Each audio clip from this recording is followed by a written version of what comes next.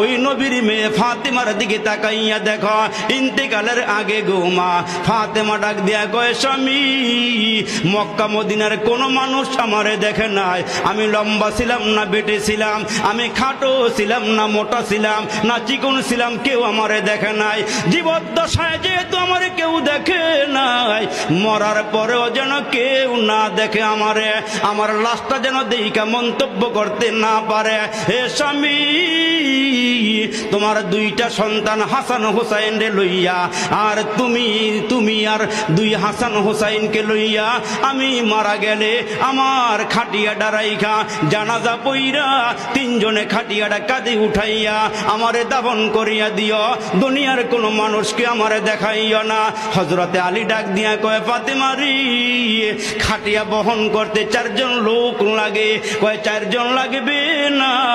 এ আমার স্বামী 3 জন হলেই চলবে মুসলমান যেদিন ফাতেমা দুনিয়া থেকে বিদায় হয়ে যায় ইতিহাসটা অনেক লম্বা ওই দিকে যাওয়ার সুযোগ আমার নাই ওই ফাতেমা দুনিয়া থেকে বিদায় হয়ে গেলে হযরতে আলী আল্লাহকে ডাক দিয়া কয় মাওলা রে ফাতেমা ওসিয়ত করিয়া গেছে যেন 3 জনে খাটটা বহন করে দাফন করিয়া আসি এই খাটটা 3 জনে কেমনে নিয়ে যাব হযরতে আলী হাসান হোসাইনকে নিয়ে বসিয়া আছি ইন্দিমে টাইমে বাইরে নজর করিয়া দেখে হযরতে আবু যর গিফারি